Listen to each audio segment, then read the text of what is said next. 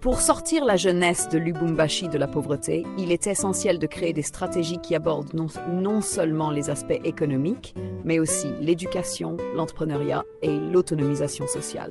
Voici quelques pistes d'action concrètes pour ce changement. 1.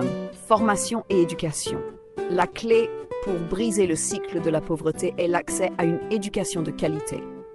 Cependant, il est important que cette éducation soit aussi pratique et adaptée au marché du travail local. Création de centres de formation professionnels.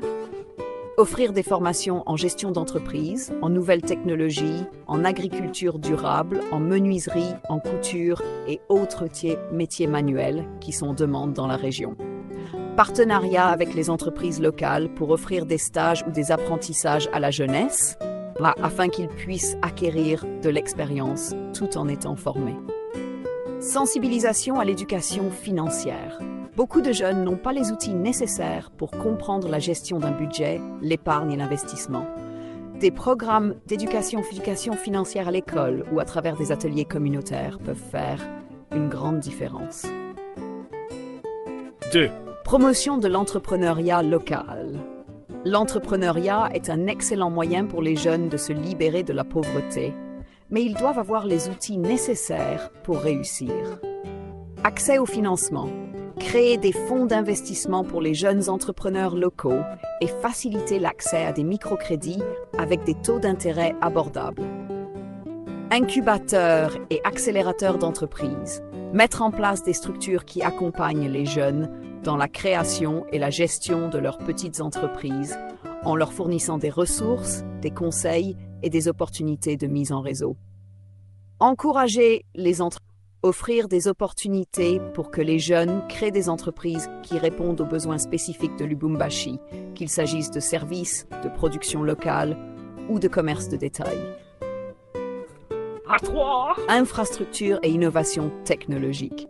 Investir dans les infrastructures et encourager l'innovation peut avoir un impact significatif sur l'emploi et la croissance économique. Accès à Internet et à la technologie. Lubumbashi doit tirer parti de la révolution numérique. Faciliter l'accès aux ordinateurs, à Internet et aux smartphones permettrait aux jeunes de se former en ligne, d'accéder à des opportunités d'emploi à distance ou de lancer des entreprises en ligne, commerce électronique, marketing digital. Projet d'infrastructure communautaire. Encourager les jeunes à s'impliquer dans des projets communautaires comme l'aménagement des espaces publics, les projets d'énergie renouvelable ou les infrastructures écologiques peut aussi créer des emplois durables. 4. Agriculture durable et industrielle. Lubumbashi, comme d'autres régions de la RDC, bénéficiait d'un développement de l'agriculture durable. Agro-entrepreneuriat. Former les jeunes à des pratiques agricoles modernes et durables peut non seulement les sortir de la pauvreté, mais aussi contribuer à la sécurité alimentaire locale. L'agriculture offre de nombreuses opportunités dans les zones rurales et urbaines. Création de coopératives agricoles. Les jeunes peuvent s'unir dans des coopératives pour partager les ressources et maximiser leur production. La vente de produits agricoles locaux, fruits, légumes, manioc, etc. dans les marchés locaux et internationaux peut être un moteur de croissance. 5. Réduire les obstacles sociaux et culturels. Les normes sociales et culturelles peuvent être des obstacles à l'initiative et à la réussite des jeunes, surtout pour les filles. Programme d'autonomisation des femmes, offrir des opportunités égales pour les jeunes filles, les encourager à entreprendre et à occuper des rôles de leadership. Des programmes de mentorat peuvent les aider à naviguer dans des secteurs dominés par les hommes. Lutte contre la stigmatisation. Sensibiliser les jeunes à l'importance de la persévérance, de la solidarité et de l'engagement communautaire, tout en brisant les stéréotypes sociaux sur les jeunes et leur capacité à réussir. 6.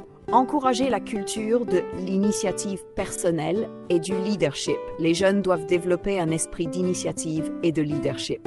Création de clubs d'entrepreneurs ou de réseaux de jeunes pour partager des idées, des ressources et des expériences.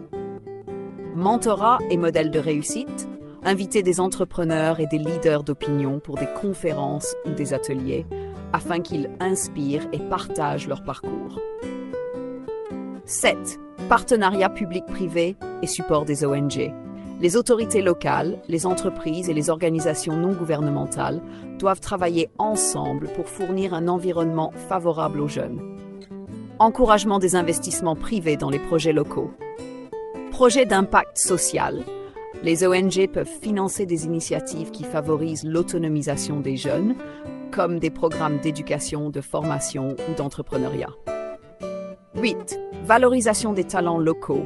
Les jeunes doivent apprendre à valoriser leurs propres talents et leurs produits locaux, organiser des foires et des expositions pour promouvoir les produits créés localement par les jeunes, artisanat, mode, technologie, etc. Valorisation de la culture locale. Encourager les jeunes à s'inspirer des traditions et de la culture de Lubumbashi pour lancer des projets créatifs tels que la musique, la danse, l'artisanat, etc.